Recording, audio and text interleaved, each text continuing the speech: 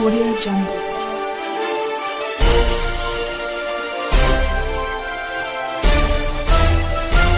Audio Jungle. Municipal కార్మికుల ఐక్యత అమలు చేయాలి సమ్మె ఒప్పందాలను అమలు చేయాలి సమ్మె ఒప్పందాలను అమలు చేయాలి సమ్మె ఒప్పందాలను అమలు చేయాలి సమ్మె ఒప్పందాలను అమలు చేయాలి సమ్మె ఒప్పందాలి ఇంజనీరింగ్ కార్మికుల సమస్యలను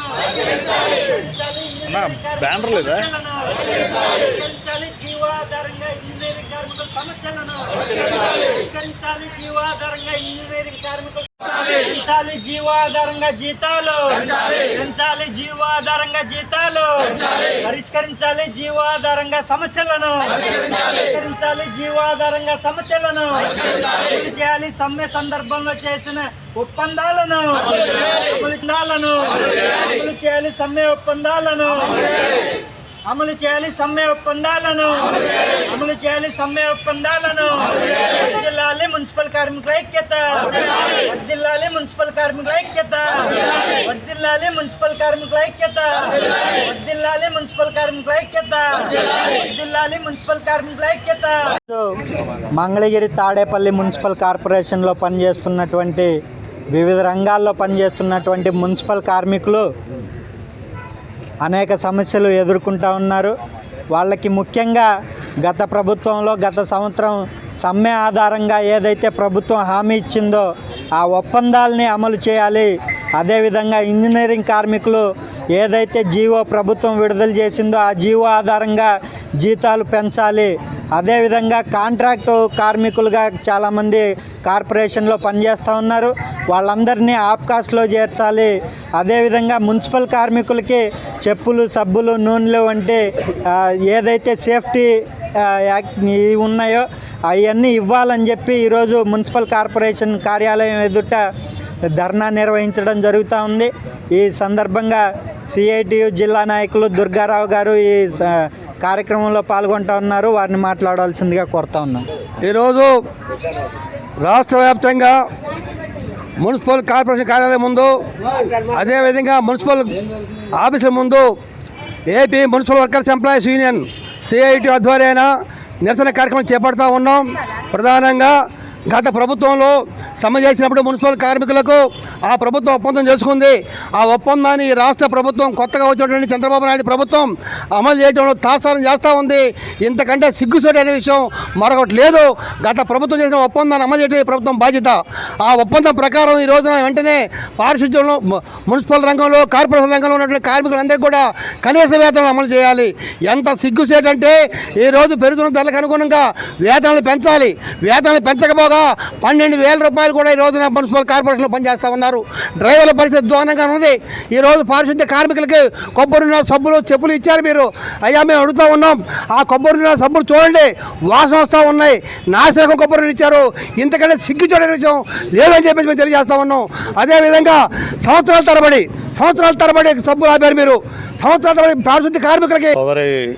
మున్సిపల్ కార్మికుల మీ అందరికీ నూతన సంవత్సర శుభాకాంక్షలు తెలియజేస్తూ, ఈరోజు రాష్ట్రంలో మున్సిపల్ కార్మికులు అనేక రకమైన పోరాటాలు చేసి నిరసన తెలియజేసి తద్వారా కొన్ని జీవోల్ని గత ప్రభుత్వం నిర్ణయించి మీకు ఈ సమస్యల మీద పరిష్కారాన్ని చేస్తానని చెప్పి జీవోలు ఇచ్చి ఆ రకంగా మోసం చేసి కొన్ని జీవోలు ఇచ్చారు. ఆ జీవోలు ఇప్పటికీ కొన్ని చోట్ల అమలవుతున్న, కొన్ని చోట్ల అమలు కాని పరిస్థితి ఏర్పడింది. దురదృష్టకరం ఏంటంటే గత ప్రభుత్వంలో ఉన్నటువంటి ప్రభుత్వాన్ని వచ్చిన ప్రభుత్వం చంద్రబాబు నాయుడు గారు కానీ పవన్ కళ్యాణ్ గారు కానీ, అయ్యా మున్సిపల్ కార్మికులారా, ఈ రాష్ట్రంలో మీరు చేసే సేవ ఎవరూ చేయలేదు, మీరందరూ చచ్చిపోయారు, దాదాపు కోవిడ్లో కూడా మీరు చేసిన సేవ ప్రపంచంలో ఎవరు చేయలేదని చెప్పి దండలేసి సన్మానాలు చేసి ఇంతకన్నా నీచమైన పరిస్థితి ఉండి మీరు మీ ప్రాణాలు పోగొట్టుకొని మీ సర్వీస్ చేశారు. భవిష్యత్తులో మా ప్రభుత్వాన్ని ఏర్పాటు చేసినట్టయితే మీ సమస్యలు ఏమి ఉండవు, మిమ్మల్ని సస్యశ్యామలం చేస్తామని చెప్పేసి ఇప్పుడు ఏర్పడినటువంటి చంద్రబాబు నాయుడు గారు, పవన్ కళ్యాణ్ గారు హామీ ఇచ్చారు. ఏం హామీ అయ్యా? ఏమి ఇస్తున్నారు మీరు? 12,000 జీతం ఇస్తున్నారు దిగువ స్థాయిలో. 12,000 జీతం ఈరోజు సరిపోతుందా? ఎమ్మెల్యేల జీతం ఎంత, ఎంపీల జీతాలు ఎంత, వాళ్ళ ఎలిమెంట్స్లు ఎంత, వీళ్ళకిచ్చే జీతాలు ఎంత మీకు తెలియదా? నేను అడుగుతా ఉన్నా, ప్రశ్నిస్తా ఉన్నా ప్రభుత్వాన్ని. వాళ్ళ జీతాలు ఎంత, వాళ్ళ జీవనోపాధి ఎంత అని అడుగుతున్నాను మిమ్మల్ని. కానీ అది కూడా దౌర్భాగ్యం ఏంటంటే ఇచ్చిన జీవోలను కూడా అమలు చేయకుండా చాలా దుర్మార్గంగా ప్రయత్నం ముందు కొనసాగుతుంది ప్రభుత్వం. మీరు అనుకుంటా ఉన్నారేమో మున్సిపల్ కార్మికులు కనుక ఉవ్వెత్తున ఉద్యమం నిర్వహిస్తే ఈరోజు రాష్ట్రం అంతా దిగ్బంధనం అయిపోద్ది, రోగాలు వస్తాయి, రొప్పులు వస్తాయి, మీరు కూడా అనారోగ్య పాలైపోయి హాస్పిటల్ పాలవుతారని చెప్పి నేను ఖచ్చితంగా మీకు చెప్పగలను. ఎందుకంటే ఇప్పటిదాకా సమస్యలు పరిష్కారం అవుతాయి.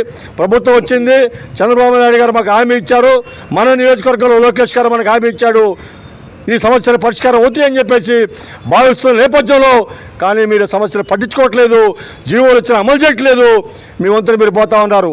అదేమంటే కాంట్రాక్టర్ మీద పెడతారు. కాంట్రాక్టర్ ఎందుకు ఇస్తారు? కాంట్రాక్టర్కి ప్రభుత్వం మాకు ఇచ్చే జీతానికి కాంట్రాక్ట్ మాకు ఏ సంబంధం లేదు. ప్రభుత్వం నాకు డబ్బులు ఇవ్వట్లేదు, మీకు జీతాలు ఇవ్వట్లేదు అని దుర్మార్గం, ఈ దుర్మార్గం చర్య. కానీ ప్రభుత్వం ఆ కాంట్రాక్టర్ మీద చర్య తీసుకుంటుందంటే కమిషనర్ కానీ ఇక్కడ ఉన్న ప్రభుత్వాలు కానీ లోకేష్ కానీ చర్య తీసుకోవట్లేదు. వెంటనే ఆ ప్రభుత్వ కాంట్రాక్టర్ మీద ఒత్తిడి తీసుకొచ్చి కార్మికులందరికీ జీతాలు ఇవ్వాలి, వాళ్ళకి ఏదైతే రావాలో ఆలోచన పెంచాలి. అట్లనే జీవోలు ఇచ్చారు. 2022లో జీవో ఇచ్చింది. ఒకసాట ఒక్క ఉదాహరణ చెప్తున్నాను. వాటర్ వర్క్స్ వాళ్ళకి 2022లో జీవో ఇచ్చారు. జీవోకి 18,000 జీవో ఇచ్చి ఇప్పటికీ అమలు పరచలేదు. జీవోలు అయితే ఇచ్చారు, అవి కొన్ని చోట్ల అమలు అవుతున్నాయి, కానీ కొన్ని చోట్ల అమలు కావట్లేదు. దగ్గరలోని గుంటూరులో అమలు అవుతున్నారు, మంగళగిరిలో అమలు చేయట్లేదు. అదే మన ప్రాంతంలో ఇంకేముంది, లోకేష్ గారు వచ్చేసి నేను సస్యశామలు చేస్తాను, ఏ సమస్య ఇక్కడ ఉండదు, మంగళగిరి ప్రజానికానికి హామీ ఇచ్చారు. అయ్యా లోకేష్ గారు, మీరు ఏదైతే పరిపాలిస్తున్నారో మీ నియోజకవర్గంలోనే కార్మికులు తీవ్ర ఇబ్బందులు గురవుతూ ఉన్నారు.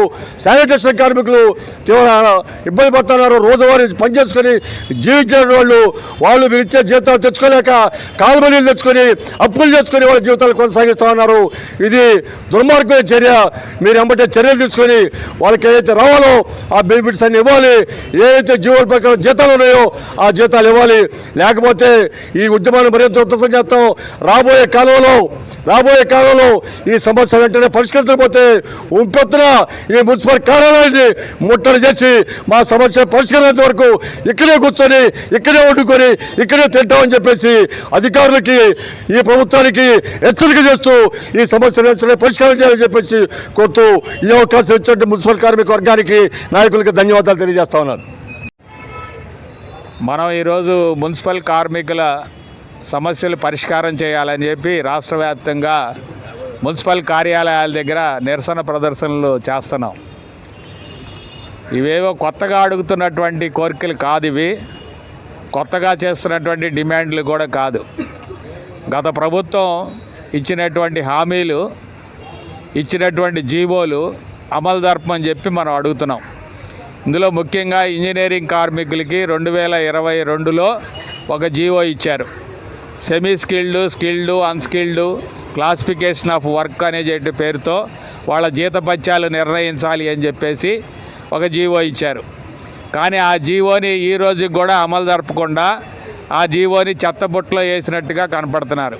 కొన్ని మున్సిపాలిటీలు అమలు జరుపుతున్నాయి, కానీ మన మున్సిపాలిటీ మాత్రం అమలు జరపట్లా. అందుకని అది జీవోలో ఉన్నటువంటి అంశాలన్నిటి కూడా తక్షణం అమలు జరపాలని చెప్పి మనం డిమాండ్ చేస్తున్నాం. వాళ్ళ క్లాప్ ఆటో డ్రైవర్లు ఉన్నారు. వాళ్ళ క్లాప్ ఆటో డ్రైవర్లు అంటే స్వచ్ఛాంధ్రప్రదేశ్ కార్పొరేషన్ ద్వారా నియమించబడినటువంటి డ్రైవర్లు అని చెప్పేసి మున్సిపాలిటీ వాళ్ళు చెప్తుంటారు.